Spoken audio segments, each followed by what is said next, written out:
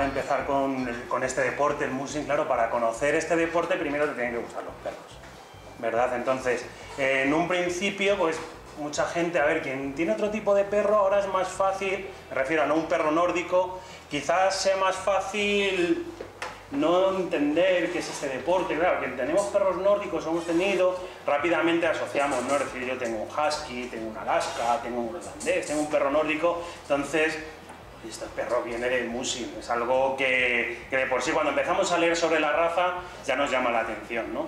Bueno, pues yo empecé con este deporte, pues ya tenía yo de por aquellas 17, 18 años, con Meigo, un husky que teníamos en un principio, y empecé pues leyendo un libro sobre la raza. Ah, pues mira, y resulta que te atas a la bicicleta, hacemos locuras, ¿no? Porque te cogías al perro, te comprabas un arnés de cuero que había en esos momentos porque no había otro tipo de arneses, te cogías la correa, ibas enganchado con el perro en la mano y te tirabas por ahí, por el polígono, por lo que son los pinos, cuesta para abajo, cuesta para arriba, no te matabas de milagro y ya está.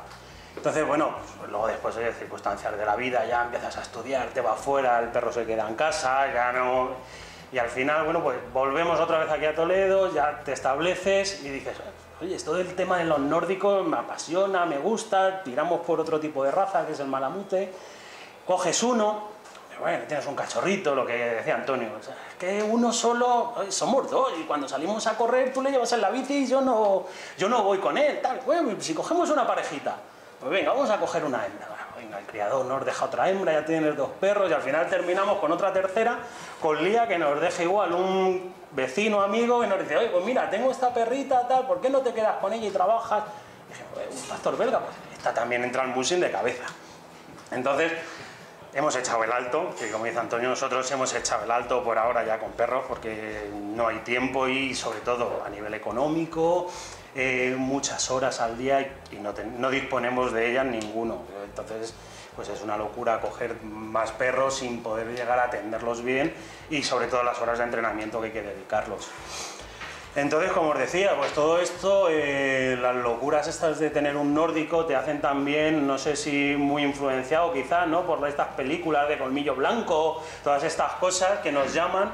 Entonces, bueno, pues empiezas a leer, empiezas a investigar, tienes tiempo, a uno nos da por el, bueno, a gente le da por el fútbol, por algún otro deporte. A mí no me habléis de equipos de fútbol ni nada, bueno, no tengo ni idea. A mí me da pues por leer del Polo Norte, de estas cositas. Entonces, bueno, pues a la hora de presentar el mushing me parecía algo muy... quedarme muy corto en decir, bueno, el mushing viene del norte, o viene de... No, voy a intentar explicaros, ¿vale? Es decir, de forma un poco corta y sin aburriros mucho, es decir, de verdad desde dónde empieza el mushing, ¿vale? Entonces, el mushing, lo primero es ver qué es el mushing ahora mismo, ¿no? Es decir, el mushing es un deporte que consiste en tener un perro o varios perros, ¿no? Y nos lo atamos a nosotros para correr, o lo atamos a una bicicleta, a un carro, a un trineo, y en eso es lo que consistiría ahora, ¿no? Aquí vemos un tiro de, no sé si son 14 o 16 perros, porque no se ve bien al final, en tierra. Aquí vemos 2 tiros con 6 perros en nieve, y luego, pues aquí vemos lo que es el canicross, ¿no? Con 1 o con 2 perros. Pero claro, ¿de dónde viene de verdad? Claro, pues empezamos a investigar un poquito, ¿no? Y vemos aquí al esquimal con el perro, daros cuenta también del tipo de arnés que lleva el perro, ¿no? La variación que ha habido desde un principio a ahora. Entonces, bueno, pues como vemos ahí, desde hace 4000 años ya se ve que había perros y que el hombre utilizaba el perro para el transporte. Pues es algo que nos llama la atención, ¿no? Que tampoco... Ahí vemos cómo se tiraba, a ver, esta foto a lo mejor es más moderna, pero bueno, cómo se utilizaba, ¿no? De ahí que también nos llama la atención el cómo están colocados los perros, ¿vale? Ahora no es raro verlos así en un tiro, ¿no? Ves 2, como hemos visto en las fotos anteriores.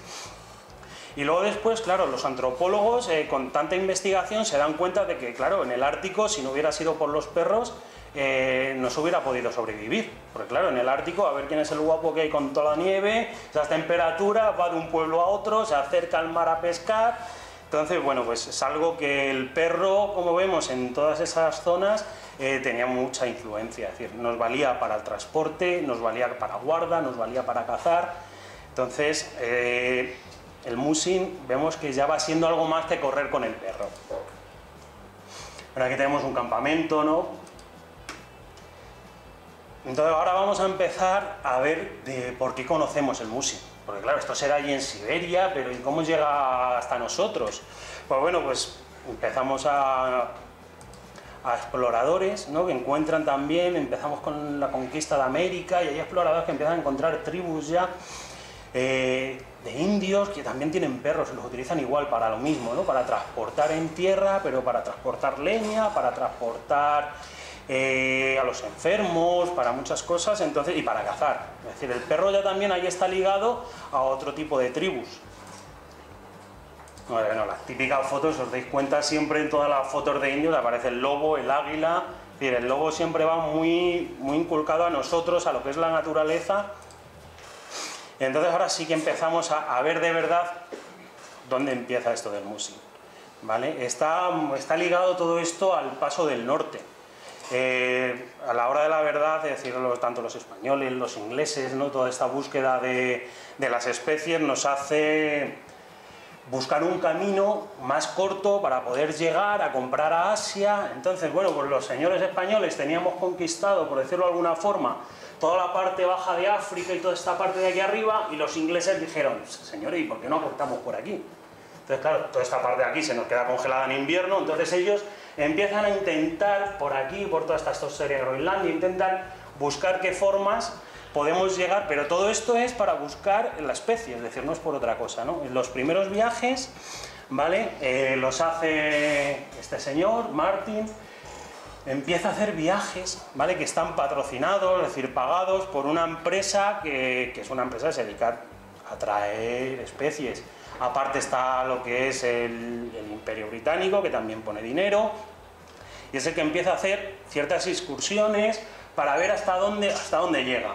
Bueno, pues aquí vemos como, bueno, pues en un viaje llega hasta aquí, y, coño, pues me he encontrado tierra, pues media vuelta. Claro, toda esta gente al mismo tiempo lo que hacía era ir cartografiando esa zona, porque estaba sin cartografiar. Entonces, bueno, aquí tenemos distintos viajes que hace él. Entonces luego después ya, claro, sigue habiendo. Bueno, pues hace una campaña en el 85, en el 86, y nos encontramos que ya hay un primer contacto con los indígenas de la zona, con los inuit. Claro, ¿qué ocurre? Que este buen hombre John Davis, tenía muy mal carácter, entonces terminó casi a leche con los pobres inuit, y entonces no sacó nada en claro. El paso del norte, para que veamos de verdad lo que es el paso del norte hoy en día, ¿vale? Tendríamos este paso del norte, por la parte de abajo, pero claro, luego después lo que es Rusia, toda esta parte también nos va a encontrar el paso del noroeste, ¿vale? Que sería este de aquí arriba. Aquí voy a hacer un poquito más corto, ¿no? Porque tenemos la primera intención, que son los holandeses en el 94, en el 1594, y luego después en el 1596, para que nos demos cuenta, se hace tiempo ya, ahí fue la primera expedición que tuvo que pasar un invierno ahí en el Ártico, porque claro, hay que tener en cuenta que estos señores iban a investigar, llegaban allá arriba, había agua, y de golpe y porrazo, ni para adelante ni para atrás. Eso se había quedado convertido en hielo y a él les tocaba pasar el invierno. Empezamos ya de verdad con nombres un poco más conocidos, ¿no? Que empiezan a investigar, a entrar un poquito más adentro. Bueno, pues aquí vemos que este señor, pues bueno, nos ha llegado hasta allí en el 616, pero claro, esto cuesta una pasta. El que mandar unos barcos, 2 barcos, y todo esto lo paga Inglaterra. España ya está conquistando por otro lado, y aquí vamos a lo de siempre. Aquí, oye, pues mi país es el que tiene que poner cosas nuevas, y que tú llegues allí, me cuesta un dineral y no saquemos nada en claro, para casa, y dejamos de investigar lo que es el paso del norte. En el 74, Juan Pérez, ¿vale? Ya un español, consigue empezar a subir para arriba, ¿vale? Y bueno, pues por el otro lado, lo que os estaba comentando, de Estados Unidos, ya van subiendo camino de Alaska y van cartografiando zonas. James Cook pasa lo mismo, atraviesa ya el estrecho de Bering, es decir, ya llega hasta arriba, ¿vale? Pero si os dais cuenta, es decir, los españoles venimos por aquí, vamos cartografiando toda esta zona. Sin embargo, los ingleses lo que hacen es al revés, directamente se bajan por África ya conocen Nueva Zelanda, Islandia, Hawái, toda esta zona, y suben arriba, y ya pasa el estrecho de Bering. Claro, ¿qué ocurre? Cuando pasa el estrecho de Bering se encuentra un mar salvaje y dice, Dios mío, ¿dónde me he metido? Vamos a darnos la vuelta. Pero bueno, es el primero que consigue entrar allí al mar. Luego después, bueno, está Alejandro Malaspina, que es el primero de verdad que llegaría hasta Alaska, hasta el sur de Alaska, cartografiando, bueno, toda esa parte y distintos tipos de viaje que hace. John Vancouver pasa lo mismo, llega hasta la Columbia Británica, el sur de Alaska, todo esto, claro, son viajes que esto ya sí que quien los hace son los ingleses, es decir, vamos con el pique siempre que ha habido de España, Inglaterra, y pasan años. ¿Vale? Esto se queda parado, se queda un momento parado.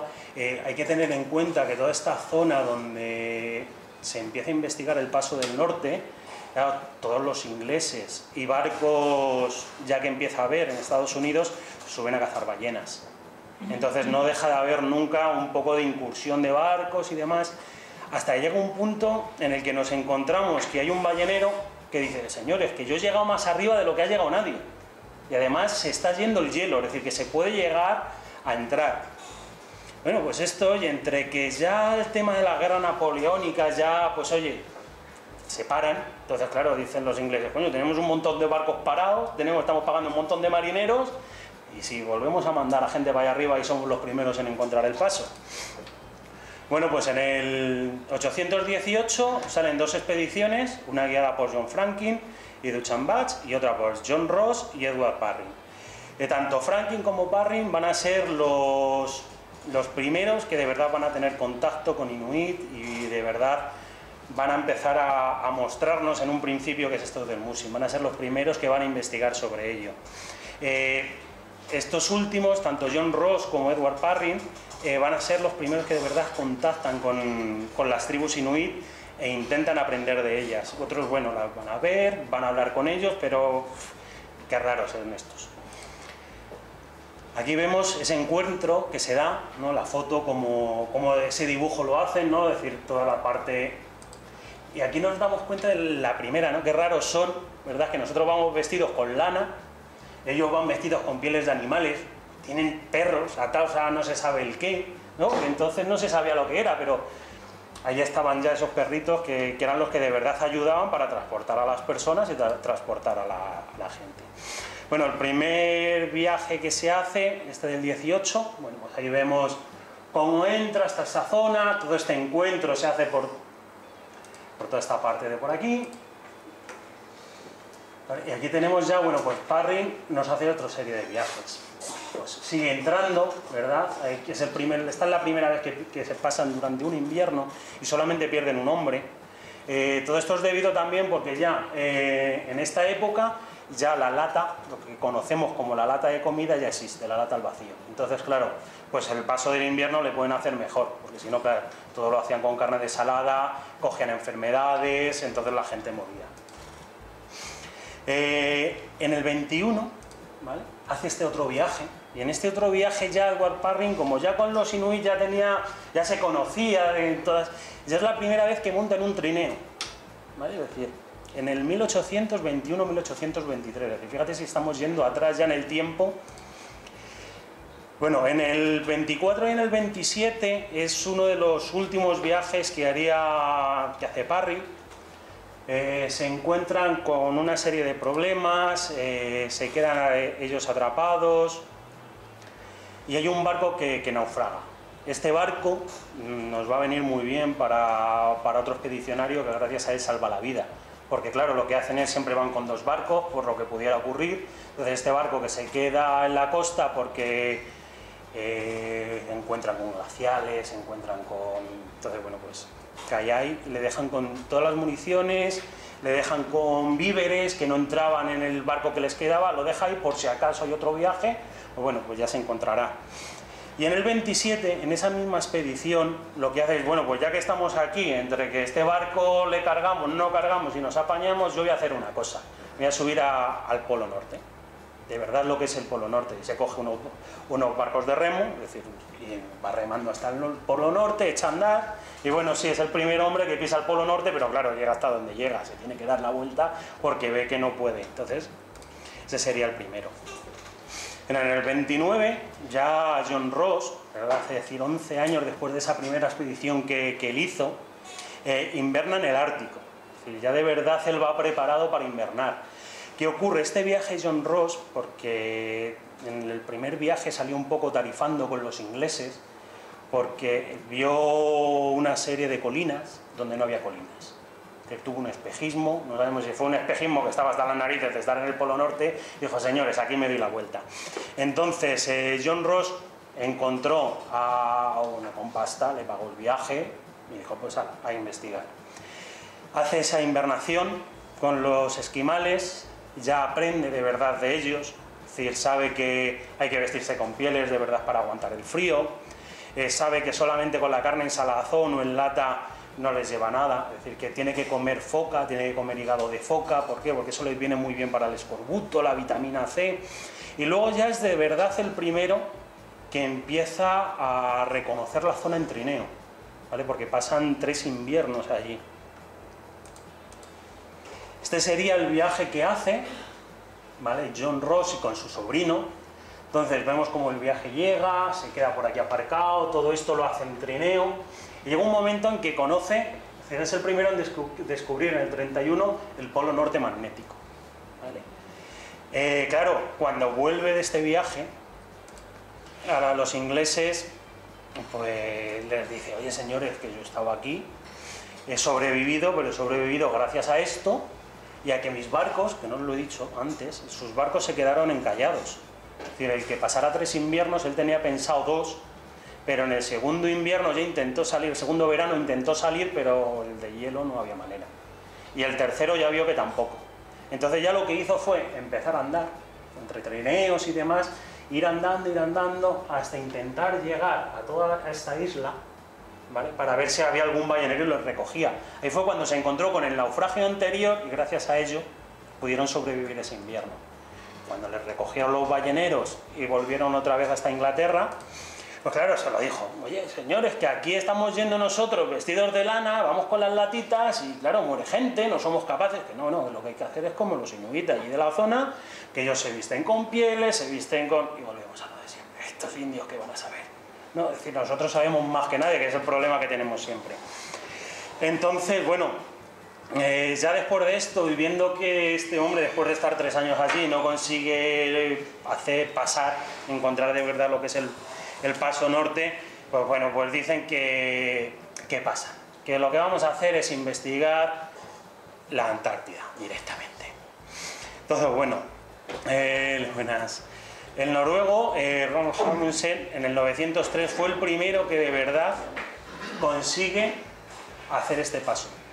¿Vale? Aquí vemos los planos que lleva. También hay que decir que claro que yo me estoy guiando en los nombres más famosos, pero claro, toda esta parte de aquí, en el 1903 la fiebre del oro ya estaba extendida, es decir, que ya se subía andando hasta Nome, es decir, toda esta parte de aquí, Nome está aquí, esto ya estaba conquistado, es decir, ya había gente viviendo allí buscando oro, ¿vale? Entonces, claro, toda esta gente, todas estas personas ya habían reconocido esta parte, entonces los problemas que estábamos teniendo siempre era que cuando llegábamos aquí, esto se quedaba helado y no éramos capaces de pasar.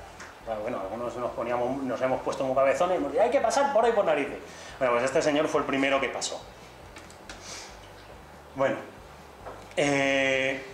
todos estos hombres, ¿vale? Sobre todo lo que hacen es, lo consiguen gracias a que empiezan a investigar y toman lo de los inuit. Empiezan a comer foca, llevan pieles, empiezan a utilizar todo el tema de los trineos, ¿no? Entonces, claro,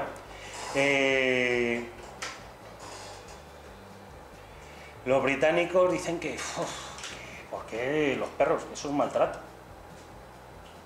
Tirar un perro de un trineo, no, mejor es hacerlo como lo hacían ellos, que el hombre era el que tiraba. Entonces, claro, ahí empieza a haber un poquito ya de guerra, ¿no? De ¿por qué tiran los perros, no? ¿Por qué tiran los humanos? Entonces, bueno, pues aquí vemos como Amundsen protesta, ¿no? Y dice, a ver, señores, es que tan cruel es una cosa como la otra. La diferencia es que el hombre, si va tirando, claro, empezamos a perder vidas. Si el perro tira, pues hombre, perdemos menos vidas. Esto es como todo, estamos en el Ártico, es decir, los perros mueren, las personas mueren, pero hay que comer. Entonces, claro, un perro, hombre, pues si muere, pues ¿qué vamos a hacerle? Vale para alimentar a otros perros, ¿no? Es decir, si esto se ha hecho así, se hacía así. Ahora lo vemos una salvajada, claro, en qué cabeza cabe, pero es que no había otra. Es decir, no había dónde cazar, no había que hacer, pues lo teníamos que hacer así. Bueno, Amundsen fue el primer hombre que llega al Polo Sur con perros. Aparca su barquito, tira con sus perros y llega. En esta guerra de a ver quién es el primero en conquistar el Polo Sur, estaba Scott. Que Scott lo que hace es, bueno, en vez de tirar con hombres, porque además como va este con perros me va a ganar, pues yo lo que hago es que tiro con caballos. Y se va a Siberia y localiza pues una especie de ponis especiales que utilizaban allí para el tiro. Son estos. Pero claro, no hubo manera. Es decir, los caballos no estaban preparados para andar por ese tipo de nieve, por esa climatología. Y al final este hombre pues se comen a los caballos, casi se terminan comiendo ellos mismos y al final fallece allí a la hora de regresar. Es decir, él sí llega a conquistar lo que es el polo, pero a la hora de volver no es capaz de volver. Y lo vemos, los viajes. Este sería el viaje que hace con los perros, este es el viaje con los caballos y antes de llegar pues fallece toda la expedición. Y ahora, bueno, vamos a hablar, ya que hemos pasado de este coñazo de fechas, vamos a hablar un poquito más de lo que son las carreras, ¿no? Lo que las conocemos hasta ahora. ¿Qué es una carrera? ¿Qué es lo que a nosotros nos llama, ¿no? Lo que nos pica un poquito. Bueno, pues en el 829, con lo que estábamos hablando de la fiebre del oro que os he dicho antes, ya empieza a haber rutas desde Estados Unidos. ¿Ves? Como os decía, en el 1900 ya había 65.000 personas en Alaska viviendo, cuando antes no había nadie.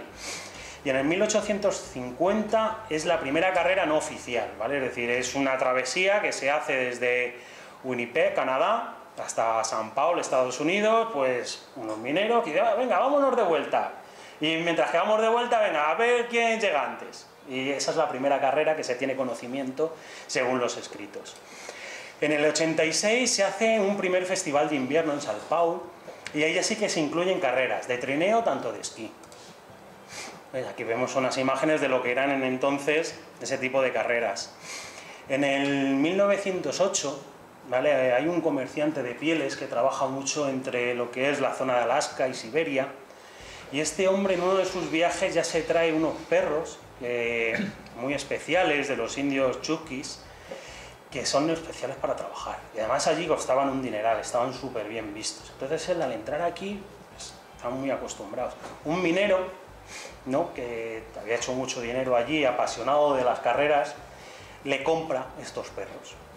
Bueno, además de comprar estos perros, dice, pues, no, hoy está, hay una carrera, ¿no?, la All Speak Alaska de 650 kilómetros, pues oye, voy a hacer una cosa, como tengo pasta, me gusta esto de los perritos, voy a ganarla. Y se vaya a Siberia y compra 3 docenas de perros más. Hace 3 tiros y con distintos muser cada uno y compite en esta carrera. Competir en esta carrera queda el primero, el segundo y el cuarto. Aquí es donde estos perros empiezan a tomar fama. Pero claro, son perros porque allí había, bueno, estarían los Alaskas, ¿no? No sabemos si serían los Alaskas anteriores a los que conocemos ahora, pero claro, también se suben muchos perros de otras zonas.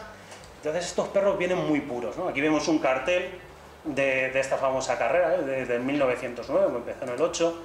Esto es un cartel ya más actual, ¿verdad?, de la carrera del 2008, para que veamos más o menos lo que sería el recorrido. Bueno, pues en el 1915 ya de verdad estos perros siberianos empiezan a coger nombre. Y tenemos luego, bueno, pues una anécdota, ¿no? En el 17, esta primera carrera que hicieron unos amigos, pues coge mucha fama, y cogió tanta fama que sacó hasta Walt Disney una película, ¿verdad? Iron Will, la voluntad de hierro. No, pues esta película está basada justo en ese año, en esa carrera, porque ese año fue cuando tuvo más fama. En el 25 nos encontramos con un problema, se incomunica a Alaska entera. Entonces, ¿qué ocurre?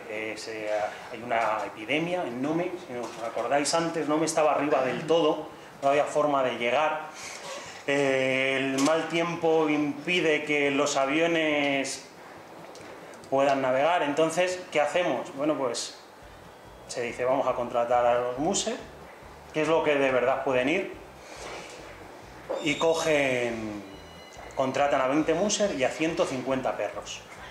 para hacer una ruta de 1085 kilómetros en 132 horas. Claro, hay un límite de horas, porque si no el suero no valía. La ruta sería esta, ¿vale? Si nos damos cuenta, hay unos poquitos kilómetros para poder recorrer.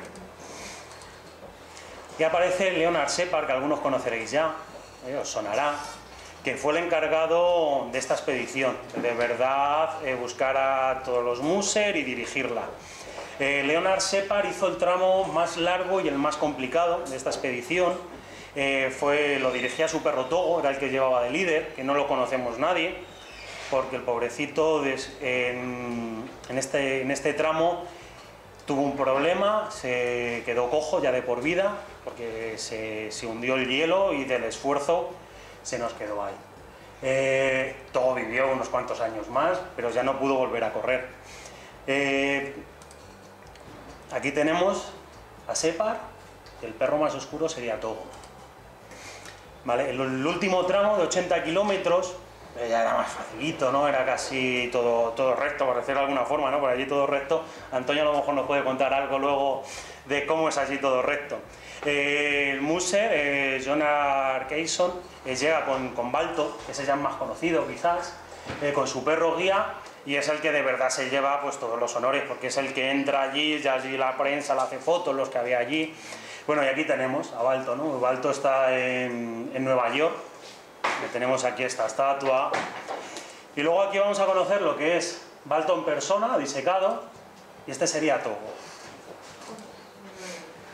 ¿Vale? En el 1930, es decir, ya la Kennel Club americana, es decir, el club de criadores americanos, de verdad ve que esos perros siberianos los nombra ya como raza, y nace el Siberian Husky que conocemos ahora en día.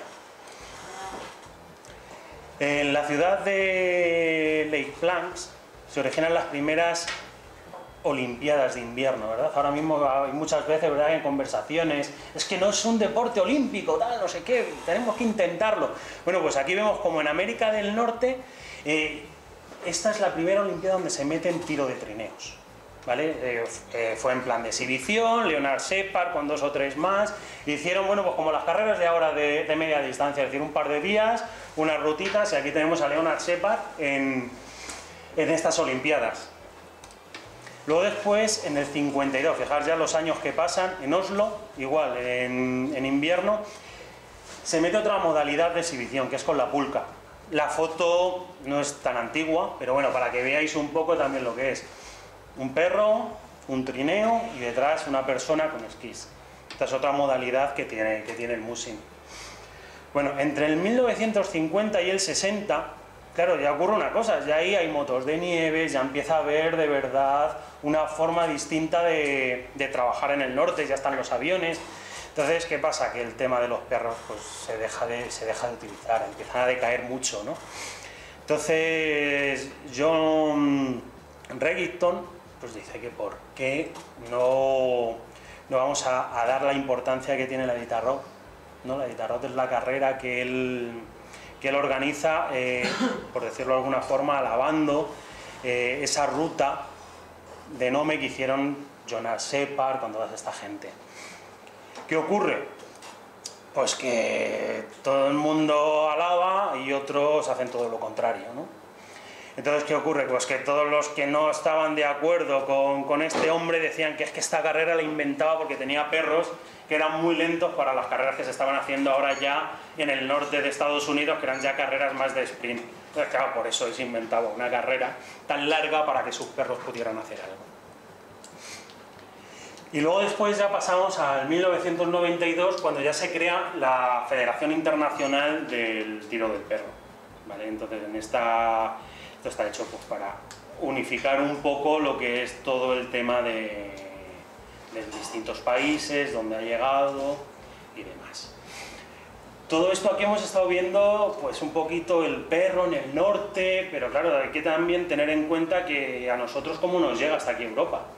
Sí, están los ingleses, ¿verdad? Que los ingleses veían a los perros cómo se movían, cómo tiraban, y cuando llegaron a Inglaterra, pues eso se cuenta. Pues allí, oye, en el norte tiran los perros de carros, de trineos, y es como lleva. Entonces, joder, llega listo y dice, coño, pues yo tengo la granja, tengo el mastín, ¿no? Hostia, estoy yendo hasta el pueblo con el bidón lleno de leche para venderle. Pues oye, voy a hacerme un carrito y le llevo para allá. Entonces se pone de moda, entre comillas, ¿no? Era una forma de transporte mucho más económica que un caballo, porque el perro le tenía a la granja para cuidar al animal, para cuidar al ganado. Entonces, bueno, pues utilizamos los perros. ¿Qué ocurre? Es decir, como hemos visto anteriormente, los ingleses no eran muy aficionados a eso de que el perro tirara, lo veían mal, prefería que tirara el hombre. Entonces, al final en Inglaterra se prohíbe. Se considera que es un maltrato animal y se prohíbe esto. Entonces ahí ya se queda un poquito parado. En la Primera Guerra Mundial también se utiliza mucho el perro. ¿Por qué? Porque claro, para poder llegar a ciertas zonas que están ya nevadas, empiezan a tirar con perros para que lleven tanto el salvamento, para que lleven los cañones. Entonces, claro, todo eso que se ha ido quedando ahí es lo que ha ido bajando poco a poco, se ha ido conociendo, y ya pasaríamos a lo que conocemos ahora como el musing actual, ¿no? Es decir, tendríamos por un lado lo que sería nieve, que serían los perros con el trineo. Tenemos distintos tipos de tiro, como hemos visto al principio, había tiros de 16 perros, de 12, de 10, de 6, ya dependiendo cada uno de los que tenga. Hay distintos tipos de competiciones. Luego después estaría el skateboarding, que sería con esquís, o la pulca, que es la última foto que hemos visto, y luego pasaríamos a tierra. En tierra se haría con car, son vehículos de 4 ruedas, con vehículos de 3 ruedas, igual que ahí ya empezaríamos con partir de 3, 4 perros, dependiendo del peso que tuviera el vehículo. Se podría hacer con bicicleta o con patinete, que eso sería el bikejorring, y luego después estaría el canicross, ¿no? Que quizás sea por lo que muchos estáis aquí, estáis empezando a conocer este deporte, porque es una cosa que se está poniendo muy de moda.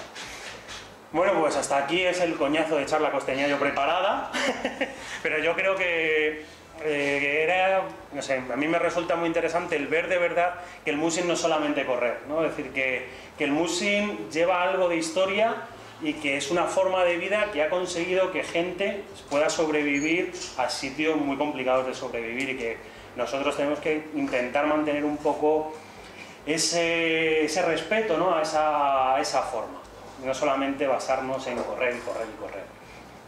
Y bueno, y ya directamente por terminar del todo, la última expedición que hizo Halmussen al polo, hubo un señor, Harler Hansen, que era el que se encargaba de los perros, que es lo que conoceríamos ahora como el handler, ¿no? Es decir, el que de verdad cuida al perro. Pues claro, todo esto está muy bien. Muser, ¿qué es el muser? No, el perro y el que tira, con el que va subido. Pero claro, hay alguien que cuida de los perros, hay alguien que es el que te tiene que atar a los perros, el que de verdad muchas veces pasa más horas con los perros que el propio muser. Bueno, pues este hombre dejó esta cita, ¿no? Que os dejo que leáis y que recapituléis y que penséis a ver qué es, ¿no? Es decir, es algo que llena mucho, y que hasta que de verdad no te encuentras metido con un perro, hasta que no te encuentras metido en el tema del musing, y hasta que no entras de verdad y te encuentras tú solo, y Antonio nos lo podrá contar ahora mejor, no llegas a crear ese vínculo tan importante como se crea con este deporte con el perro. Y ya simplemente despedirme, daros las gracias, y a continuación ya pasamos a Antonio que nos cuente un poquito su charla.